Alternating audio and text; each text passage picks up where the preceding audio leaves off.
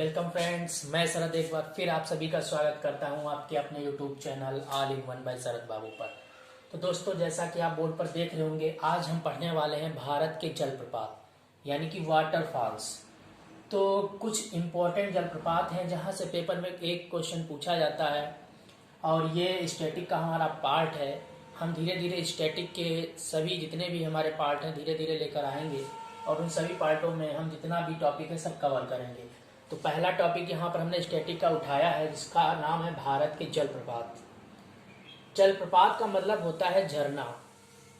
Okay, तो यहाँ पर मैंने कुछ जलप्रपातों के नाम लिखे हैं जो कि हमको लगता है कि इम्पोर्टेंट है और पेपर में पूछे जा सकते हैं। कुछ क्या मैक्सिमम यहाँ पर लिखे हुए हैं। तो इनसे रिलेटेड कुछ फैक्ट देखते हैं कि ये किस नदी पर। हमारे पेपर में क्वेश्चन 3 तरीके से पूछा जाता है। पहला पूछा जाता है कि इस जलप्रपात जो है वो किस नदी पर है। सेकंड पूछा जाता है उसकी लोकेशन क्या है, किस स्टेट में पड़ता है। ठीक। थर्ड, अगर उससे कुछ रिलेटेड फैक्ट है, मान लिया जैसे हमारा कुचिकल जलप्रपात सबसे ऊंचा जलप्रपात है, तो इस बारे में पूछा जा सकता है। ठीक है, ध्यान रखना। या उसका कोई नेम चेंज हुआ है तो उससे रिलेटेड कोई क्वेश्चन पूछा जा सकता है। तो चलिए स्टार्ट करते हैं विदाउट डिले। चलिए, मैंने यहाँ पर कुछ जो लिखे हुए हैं उनमें देखिए। सबसे पहले मैंने यहाँ पर लिखा है कुचिकल जलप्रपात। जो कुचिकल जलप्रपात है ये हमारा वराह नदी पर पड़ता है। वराह नदी, याद रखना, वराह नदी पर पड़ता है कुचिकल जलप्रपात। जो कि किस स्टेट में पड़ता है, तो याद रखना कर्नाटक स्टेट में पड़ता है। वराह नदी कर्नाटक स्टेट में पड़ती है और वहीं से हमारा कुचिकल जलप्रपात निकलता है। और इसकी क्वालिटी ये है कि ये जो जलप्रपात है ये सबसे ऊंचा जलप्रपात है। सबसे ऊंचा जलप्रपात है, याद रखिएगा, ये सबसे ऊंचा जलप्रपात है। सेकंड पे अगर हम बात करते हैं तो सेकंड पे जो हमारा लिखा है जोग जलप्रपात, इससे पेपर में बहुत बार क्वेश्चन बना हुआ है। इस जोग जलप्रपात को हम गलसप्पा जलप्रपात भी कहते हैं और इसका जो नया नाम है वो महात्मा गांधी जलप्रपात है। तो याद रखिएगा, जोग का है या गलसप्पा का है या महात्मा गांधी का है, ये जो तीनों है वो एक ही हैं और ये शरावती नदी पर है जो कि कहां पर स्थित है, कर्नाटक में ही है। तो ये हमारे दोनों के दोनों ये कहां है, याद रखिएगा, कर्नाटक में है। पहला वाला वराह नदी पर है, दूसरा वाला शरावती नदी पर है। ठीक। फिर उसके बाद में जो आगे बात करता है हुंडरू जलप्रपात की, यहां से भी पेपर में लास्ट ईयर क्वेश्चन पूछा गया था। तो हुंडरू जलप्रपात जो है ये हमारा पड़ता है स्वर्ण रेखा नदी पर। और स्वर्ण रेखा नदी हमारी झारखंड में बहती है, याद रखना, झारखंड के रांची में ये पड़ती है स्वर्ण रेखा नदी, उस पर स्थित है ये हुंडरू जलप्रपात। फिर उसके बाद में बात करते हैं चूलिया जलप्रपात की। तो चा से चूलिया, चा से चंबल। ये चंबल कहाँ पड़ता है, राजस्थान। तो राजस्थान की जो नदी है चंबल, उसी पे पड़ता है ये चूलिया जलप्रपात।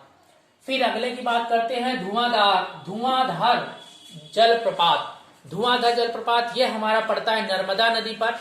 और ये नर्मदा नदी पर एक और जलप्रपात पड़ता है, याद रखिएगा, कपिलधारा जलप्रपात। अभी नीचे पढ़ेंगे तो नर्मदा नदी पर पड़ता है कपिलधारा और धुआंधार जलप्रपात। ये दोनों के दोनों कहाँ है, नर्मदा नदी जैसा कि आप सभी को पता है एमपी में पड़ती है। हमारी नर्मदा नदी कहाँ पर पड़ती है, एमपी में पड़ती है। और यह नर्मदा नदी जाके हमारी कहाँ गिरती जाके है, ये हमारी नदी उल्टा बहती है।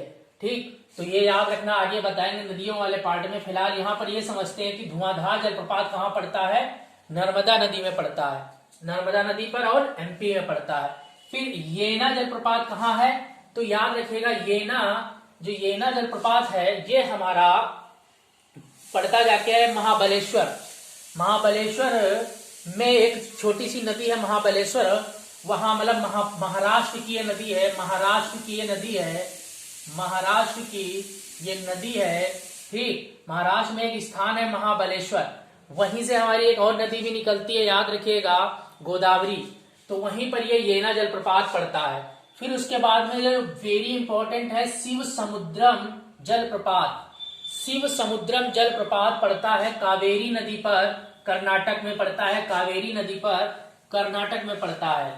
फिर उसके बाद में ये थलैया और बरकाना ये मजलार नदी पर पड़ता है। ये इतना इंपॉर्टेंट नहीं है, इसलिए आप इनको स्किप करना चाहें तो कर सकते हैं। थलैया हमारा जो पड़ता है जलप्रपात ये पड़ता है मजलार नदी महाराष्ट्र में। और बरकाना ये सीता नदी ये भी वहीं पड़ता है। फिर उसके बाद में दूध सागर की बात करते हैं। दूध सागर की, दूध सागर हमारा पड़ता है मांडवी नदी पर, और मांडवी नदी हमारी है गोवा में, गोवा की मांडवी नदी पर पड़ता है दूध सागर जलप्रपात। दूध सागर जलप्रपात की बात करेगा तो वो पड़ता है गोवा की मांडवी नदी पर। फिर उसके बाद में बात करते हैं गोकक जलप्रपात की। तो जो गोकक जलप्रपात है ये हमारा कृष्णा नदी पर पड़ता है, और कृष्णा नदी कहाँ है, कर्नाटक में बहती है। तो गोकक याद रखिएगा, गोकक कृष्णा नदी। आप इसको ऐसे भी याद रख सकते हैं, गो मतलब गाय होता है, गाय कौन सा ऐसा मतलब पर्सन है जानते हैं जिसके बारे में, जो कृष्ण जी जो गाय चराते थे, तो उससे रिलेट करके याद रखिएगा। गोकक मतलब कृष्णा नदी कहाँ पर है, कर्नाटक में। फिर उसके बाद में कपिल धारा भी हमने ऊपर जस्ट इसके पहले बताया था, कपिल धारा कहाँ है, नर्मदा नदी पर है, और कहाँ पर, एमपी में। और लास्ट हमारा है चित्रकूट। तो चित्रकूट जलप्रपात जो है ये भी पूछा जा चुका है, इंद्रावती नदी पर है, और इंद्रावती नदी हमारी किस स्टेट में बहती है, छत्तीसगढ़ में, छत्तीसगढ़। तो याद रखिएगा जो इंद्रावती नदी है वो छत्तीसगढ़ में बहती है, और उसी पर बना हुआ है चित्रकूट जलप्रपात। तो एक बार फिर से रिकॉल कर लेते हैं, हमारा कुचिकल जलप्रपात जो कि सबसे ऊंचा जलप्रपात है, कहाँ बना है, वाराह नदी पर है और कर्नाटक में है। जो गया गरसप्पा जिसको महात्मा गांधी जलप्रपात भी कहते हैं, वो भी हमारा शरावती नदी पर कर्नाटक में है। फिर उसके बाद हुंड्रू जलप्रपात स्वर्णरेखा नदी झांसी में, चूलिया चंबल राजस्थान में, धुआंधार नर्मदा नदी पर है एमपी में, और धुआंधार के साथ में कपिल धारा भी कहाँ है, नर्मदा और एमपी।